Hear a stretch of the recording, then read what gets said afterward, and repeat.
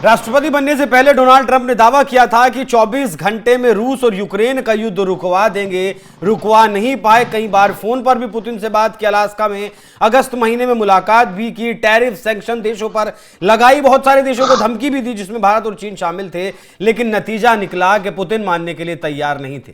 लेकिन अब ट्रंप के द्वारा ऐसा फैसला लिया गया जिसके बाद पुतिन हो या फिर प्रधानमंत्री मोदी हो या फिर राष्ट्रपति शी जिनपिंग, सब सोचने को मजबूर हो गए हैं और धीरे धीरे अब रशिया का साथ छोड़ने भी वो लगे हैं।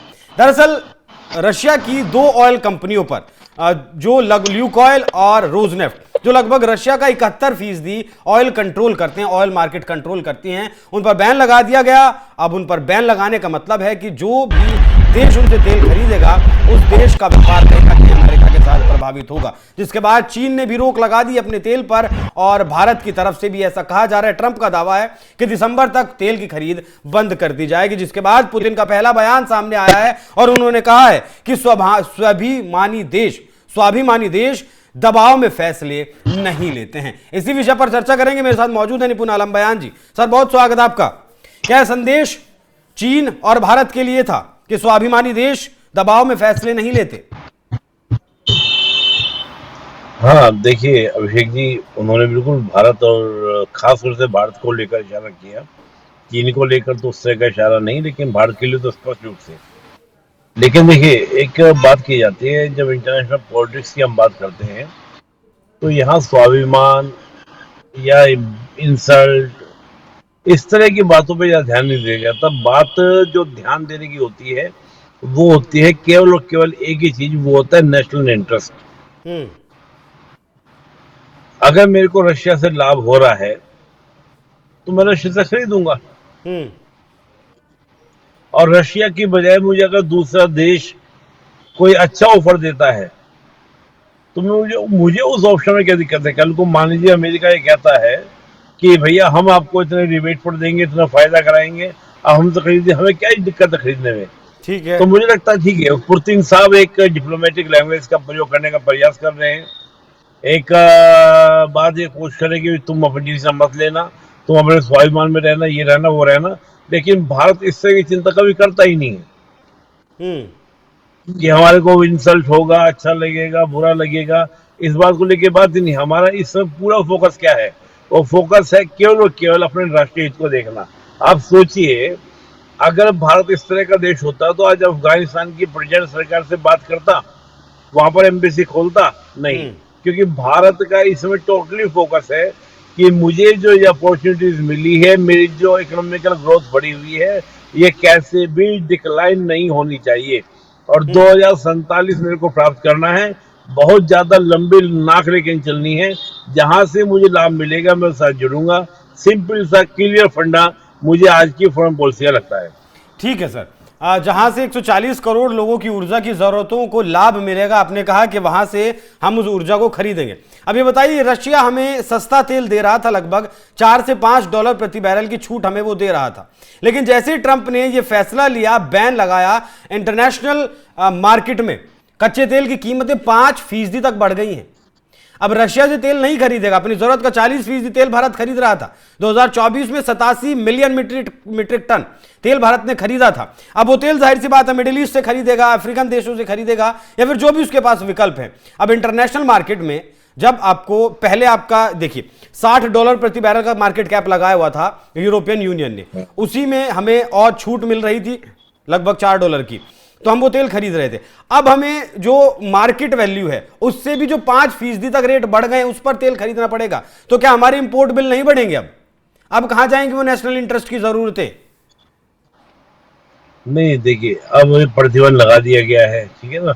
अभी तो देखना होगा कि भारत सरकार में क्या स्टेप लेगी और अमेरिका आगे किस प्रकार के जो प्रस्ताव है वो रखेगा।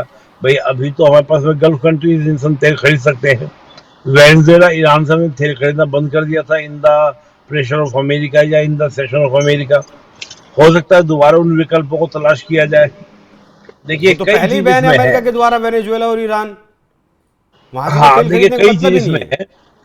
हाँ, अभिषेक जी क्या है कि कई चीजें इसमें है। ये हुआ कब है? हुआ तब है कि अभी पुतिन और डोनाल्ड ट्रंप की मीटिंग होने वाली थी। मीटिंग से एन टाइम पहले डोनाल्ड ट्रम्प ने मना कर दिया कि मैं मीटिंग नहीं करूंगा, हम्म। और उसके बाद उन्होंने स्टेप लिया। रशिया चाहता था कि मीटिंग हो, वो 3 साल चाहते थे मीटिंग हो, लेकिन अमेरिका ने एंड टाइम पे क्या किया, अपने आपको बैकआउट कर दिया कि नहीं, हम ये मीटिंग नहीं करेंगे, हम्म। क्योंकि काफी इंसल्ट होती, काफी बेइज्जती होती है। रशिया को उसमें लाभ था दोबारा मीटिंग होने का, भले ही मीटिंग में सोल्यूशन ना निकले, लेकिन दोबारा मीटिंग होने का लाभ रशिया को था कि रशिया को और ज्यादा टाइम का मिल जाता, बाय कर लेता, हम्म। तो रशिया को फायदा। लेकिन एंड टाइम पे उसको मना कर दिया, और उसके बाद अमेरिका ने कहा कि हम अब प्राइवेट कंपनी को भी नहीं छोड़ेंगे रशिया की, हम्म। हम उनको भी अब क्या करेंगे, हिट करेंगे, टारगेट करेंगे। तब ये पूरी पूरी कवायद शुरू हुई आपकी। हम्म। अब रशिया से हम तेल खरीद रहे हैं, हमको सस्ता मिल रहा है। हमने पहले भी कहा है कि यूरोप है, अमेरिका का कोई भी देश, अगर हमको रशिया सस्ता देगा, हम उससे खरीद लेंगे, तो हमें कोई दिक्कत ही नहीं है। नहीं सर, मार्केट रेट पर खरीदना पड़ेगा ना अब तो, जो इंटरनेशनल बाजार में तेल की कीमतें होंगी। अब तो जहां से भी खरीदे, 40 देश किससे हम तेल खरीदते हैं, रशिया से नहीं खरीदेंगे तो 39 देश बचते हैं। तेल तो जाहिर सी बात है खरीदेंगे, लेकिन खरीदेंगे तो मार्केट वैल्यू पर ना। जो हमें तेल में छूट मिल रही थी, कम कीमत पर तेल मिल रहा था, वो तो नहीं खरीद पाएंगे अब। इसके एवज में क्या टैरिफ में छूट मिलेगी भारत को कुछ?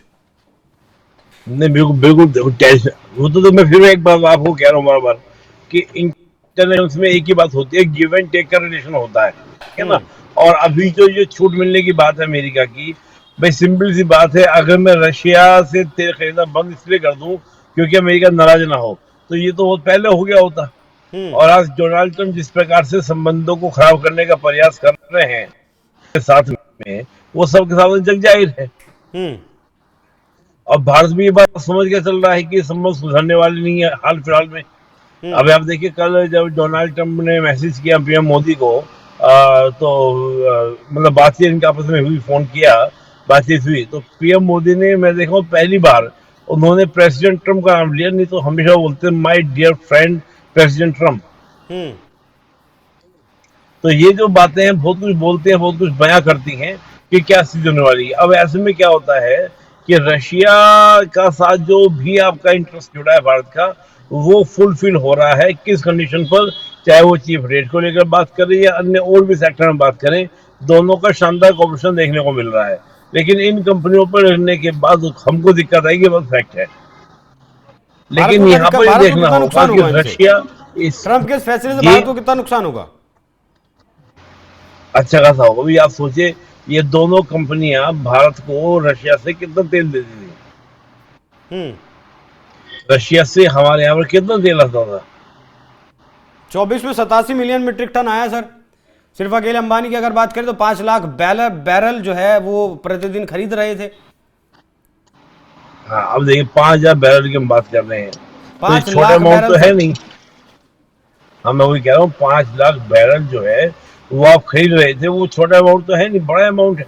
हम्म। तो उसमें जिस प्रकार का ऑफर रशिया ने दिया था, उस प्रकार का ऑफर अमेरिका, देखिए एक मैं हमेशा बोलता हूँ कि अमेरिका ऑफर देगा ही नहीं देगा, ये अमेरिका पर निर्भर करेगा। लेकिन हम्म। क्या होता है कि इंटरनेशनल पॉलिटिक्स में गिव एंड टेक का रिलेशन होता है, हम्म। कि तुम मुझे कुछ दो, मैं तुम्हें कुछ दूंगा। हम्म। ये नहीं होगा कि मैं दूं तुम दो नहीं। तो वो बेटा, वो वाली चीजें क्या इश्यूज क्रिएट करती हैं। तो यहाँ पर आप देखिए, अमेरिका की बात करें, रशिया की बात करें, किसी देश की हम बात करें, रशिया भी तो अभी तक हमारे साथ है, तब तक हम रशिया के हित की बातें कर रहे हैं, रशिया के इंटरेस्ट को फुल करने का प्रयास कर रहे हैं। यहाँ पर हम देखें कहीं ना कहीं हमारे से लड़ाई है ही। हम्म।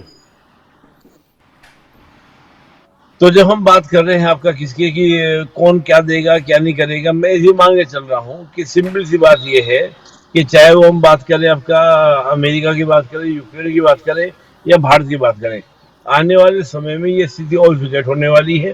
हम्म। और रशिया जो है आने वाले समय में सेशन लगाने का जितना प्रयास करेंगे, क्या उतना बोला ही सर? आने ज्यादा वाले रशिया समय क्या में क्या? करेगा, वॉर में कूदेगा जी। आने वाले समय में क्या बोला सर आगे आपने? मैं ये कह रहा हूँ, आने वाले समय में रशिया पर जितना ये कंट्रोल बढ़ा रहे हैं, हम्म। वो उतना ही ज्यादा फिर अग्रेसिव होकर निकलेगा। अभी हम्म। रशिया ने क्या किया है कि कल की हम बात करें, अपने जितने मिसाइल्स हैं, टैंक्स हैं, सबको उनको टेस्टिंग करने के लिए, ड्रिल करने के लिए बोल दिया है कि लंबे वॉर के लिए तैयार हो जाओ। वो तो बात ठीक है सर, लेकिन लंबी वॉर भी तो पैसे से ही लड़ी जाएगी ना। और तेल जब चीन और भारत खरीदना बंद कर देंगे तो उसके बाद कितना युद्ध लड़ पाएगा, कितना नहीं लड़ पाएगा, वो एक अलग बात है। बाकी ट्रंप का जो फैसला है इससे भारत को बहुत ज्यादा नुकसान होने वाला है, क्योंकि लगभग $12 बिलियन का तेल हर साल खरीदने की डील अंबानी के द्वारा की गई थी। अगले 10 सालों तक भारत जो तेल खरीद रहा था रशिया से, मार्केट जो वैल्यू थी उससे सस्ता तेल खरीद रहा था, उसे रिफाइन करके यूरोप के देशों में बेच रहा था। तो एक तरफ वहां से भी हम पैसे कम चुका रहे थे तेल के, और इधर डॉलर भी हम कमा रहे थे। अब वो काम नहीं कर पाएंगे। बाकी जो मार्केट वैल्यू है तेल की, उस पर हम तेल खरीदेंगे। और पुतिन का बयान कि स्वाभिमान देश कभी दबाव में फैसले नहीं लेते हैं, ये क्या वाकई में भारत और चीन के लिए संदेश पुतिन ने देने का काम किया था? क्या पुतिन अब उस तरीके से दोस्ती वाला रवैया रखेंगे या नहीं रखेंगे, या फिर एक डिप्लोमेसी के तहत रशिया भारत के साथ आगे बढ़ेगा? बहुत सारी अपडेट इस मामले में होना बाकी है। देखते हैं कि इस विषय पर आगे क्या कुछ निकल कर आता है। निपुण सर, बहुत धन्यवाद आपका। बाकी दर्शकों, आप इस विषय पर क्या सोचते हैं, अपनी राय कमेंट बॉक्स में जरूर बताइएगा। नमस्कार।